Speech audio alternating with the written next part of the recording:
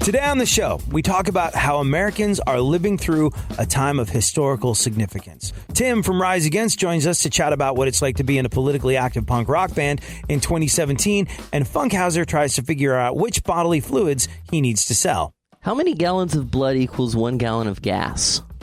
That's depressing math. A bikini wax for the brain. The dumbing up of America has begun. Look, up in the sky. Back once again, AD on the radio.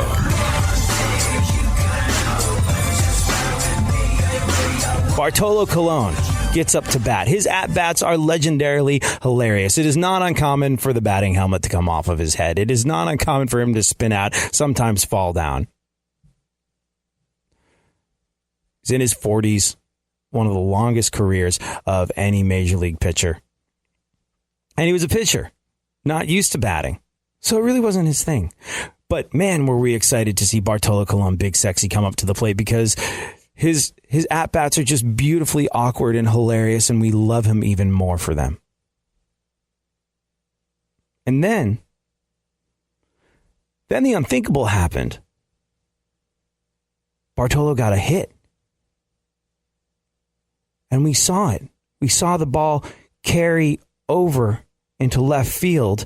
We're like, wow, this thing, he really got a hit. It's still going. It's a home run. His first ever career home run. And from the moment that the ball hit the bat and it launched off into left field, and you saw it happen, maybe, I don't know what, 2.5 seconds, but it felt like the earth had stopped and time was moving at a snail's pace, because as you saw it happen, you went, oh my gosh, Bartolo got a hit. Oh my gosh, this looks like it could be a thing. Oh my gosh, this is a home run. Oh my gosh, this is Bartolo Colon's first ever home run. The impossible has become possible, and I was here. I saw this happen. This is a story I will be able to tell for the rest of my life. And in that moment, I was happy and I was healed when I needed it. And if you've never had a moment where you could say, I was there when, I want to tell you this now. You are living through it. A lot of people have been hitting me up. There's a lot going on, and it can be difficult to keep track of if you're living your life, if you're doing your thing. So I figured, seeing as we've come to this tipping point, let us go over what is happening that is historically significant. This way, you'll be able to tell your kids and their kids the story of how you were around during a time where a president of these United States of America and leader of the free world was being investigated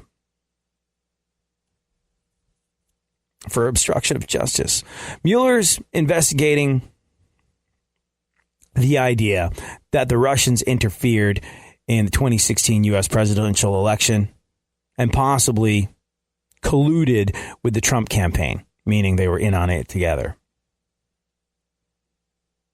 I don't know if you caught any of Comey's testimony, but he didn't say whether he thought the president was trying to obstruct justice. He didn't come out and say the president is trying to obstruct justice. That would have been a very big thing to say.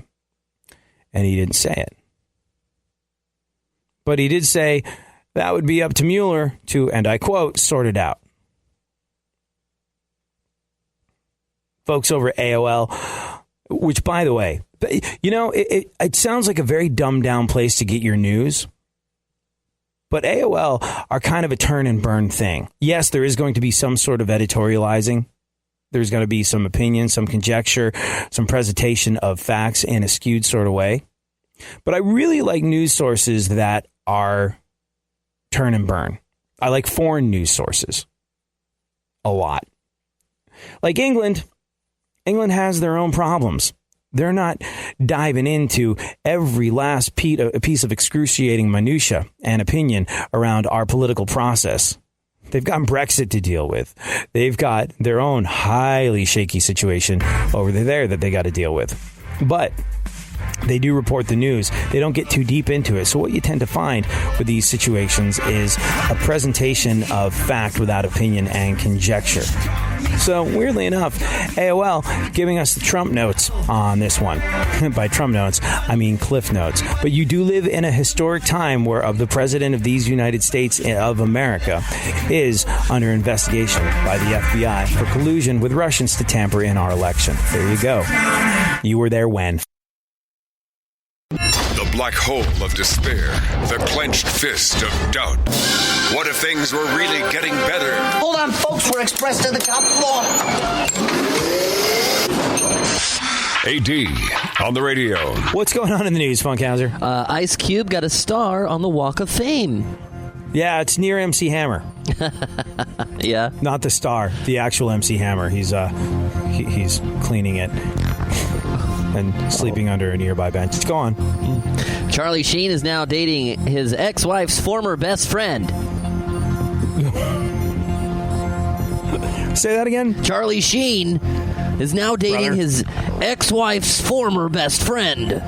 You know, when you do your Charlie Sheen, it just sounds like an angrier, smaller Hulk Hogan. Listen, brother, I'm trying my best here. Don't get in my way. Charlie Sheen's dating his ex-wife's former best friend. Do we know anything about this woman other than that she makes horrendous life choices, or is that I don't know, man. Whew, maybe she's locked up. Yeah. I don't know.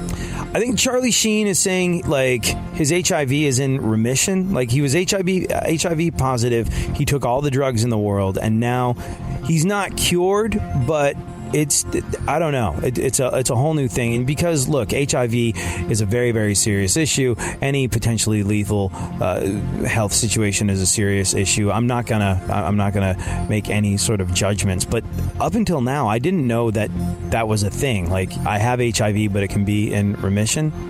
Like, is that when you're like all Magic Johnson-y and successfully keeping it at bay to the point where it's like, are you no longer infectious? Is it like, can you pass it to somebody else when it's in?